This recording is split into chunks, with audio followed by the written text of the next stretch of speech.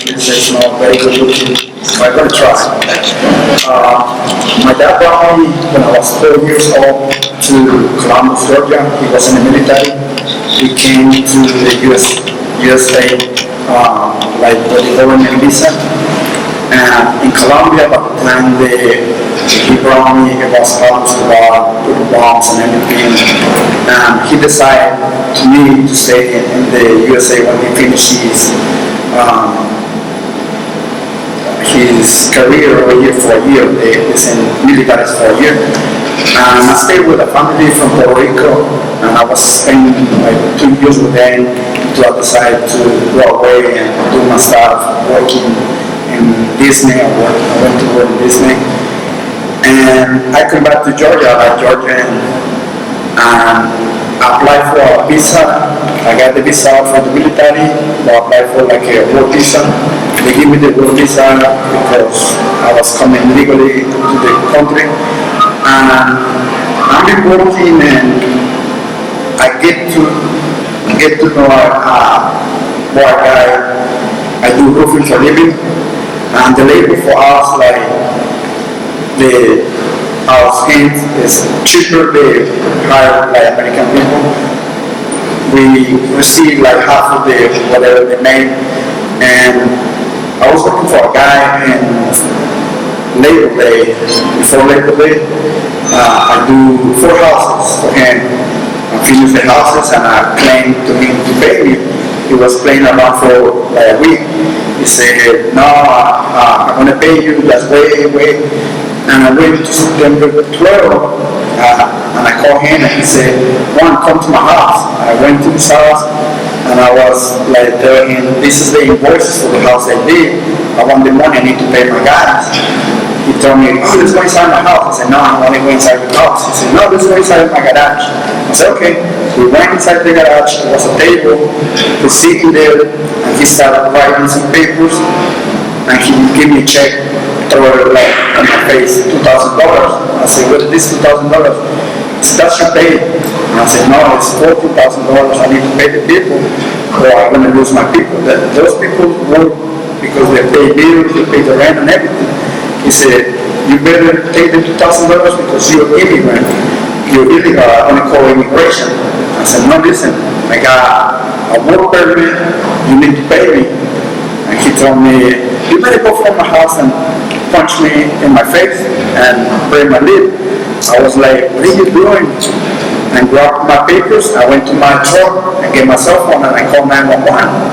I called 911, the officer, they were talking to me in the line. She told me to wait. I told her, well, this guy is telling me to leave the property.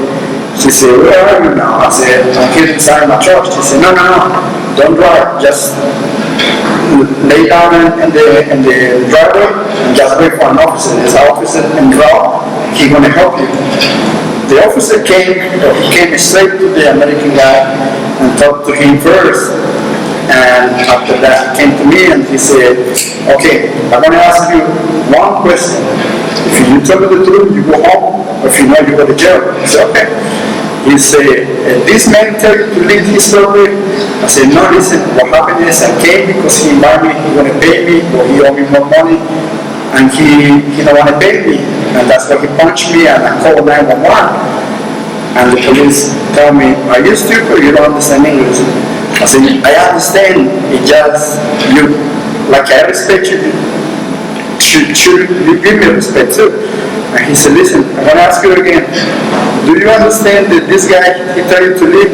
I said, yes, I understand, but he owed me the money. That's why I'm calling you because he assaulted me. He punched me in my face. It's okay, stand there. I'm going to arrest you for criminal trespassing.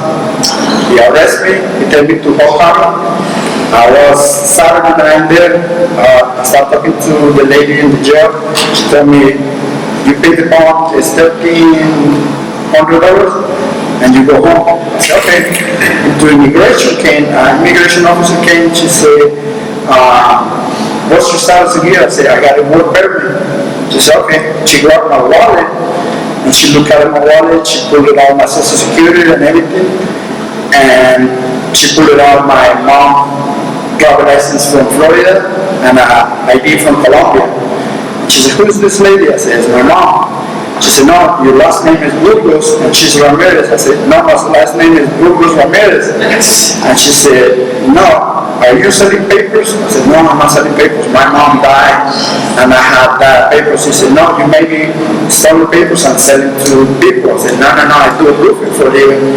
She said, I want to hold you into Monday to my supervisor, check. Where are you from? I said, I'm from Colombia, and you can pull it out my fingerprints and look at it. She said, no, I want to hold you. She hold me, they gave me a uniform. Into Monday, it was 3 in the morning, and the boss from immigration came and picked all our Mexicans and Honduras people, and they tell me, Burgos, come on, you go to Stewart, you go to Atlanta. Say, well, I got papers, I got permit, I got everything, been legal in the country, and they tell me, no, you go to Atlanta. From Atlanta, they sent me to Irwin County. I spent 3 days in Irwin County with no toothpaste, no even had the chance to take a shower. Into another bus came from there, they take me to Stewart. In Stewart, I spent like a month, 10 days, 16 days. I was there. The people that were in the Stewart, the officers, they say they are immigration, the deported officers.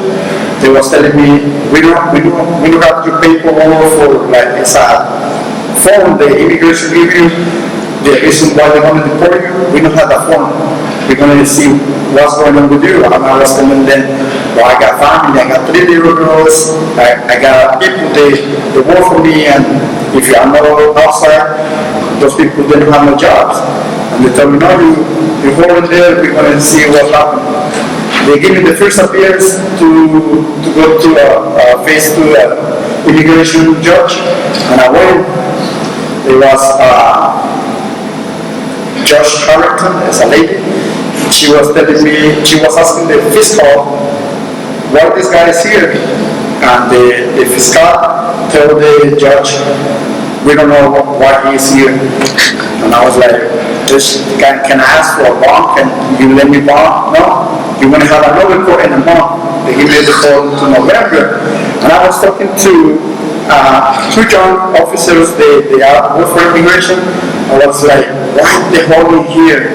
They say, well, what happened is CCA Stewart, we made money from the immigrants holding you for like 3 months. The period is 90 days. But that period start counting until you see the judge. They hold you 3 months. After the 3 months, they give you the court, and from the court, they got another 3 months to deport you. And I was there, and they started asking me about my family and everything, and I figured out my mom died for diabetes. They just imagine that I had diabetes, and they tell me, oh, you got diabetes. And I was like, I don't have diabetes, I feel okay. And they give me some medicine, and they give me a bunch of pills. And they told me I had to eat 1 pill before I eat the food. And I was like, let me take the pills. I take 1 pill, and I start feeling like a lot of pain in the heart. And I was like shaking, and I started like convulsioning, like really like getting like heart attack. And they take me to the hospital in Columbus, the San Francisco hospital. And I went for emergency to there. And the doctor over there, they do the test for those pills and everything. And they tell me, you don't have diabetes, why are you taking those pills? And now I got in my system, I got a blood clot. And they told me I have to get a surgery like with laser to eliminate that blood clot. And I was like, I wanted to like sue the immigration system because that happened. Well, I talked to like 2 or 3 lawyers, but they said it's hard to do that to the government because they say you got status, you got work permit, but they're gonna take that from you, they're gonna deport you, and the baby's gonna be here. Now, I was scared into October 29, an officer from immigration, he came and he told me, Burgos. I was like, that's me. He said, how can I start? You go. They sent me a letter. They said they have a court on November 3rd. He said, forget that letter. we want you to be here, just go. And I said, well, how are we going to go? They said, we're going to give you $50. You take the bus from here, from Stewart to the airport, and you call your family to pick you. I said, well, y'all said they are my immigrant, and now you just throw me like that. They said, go ahead. This is a chance for you in your life. Just go and don't come back. And I've been like wondering what's going on with the immigration. You know, they take me to jail. They hold me in there for 110 days, 13 days. And right now, I'm wondering if they maybe in 3 months or whatever this, probably come back to my house and say, no, you don't got the status. That's my scare right now. I don't know if they're going to deport me or not. They told me, go home, but I don't know.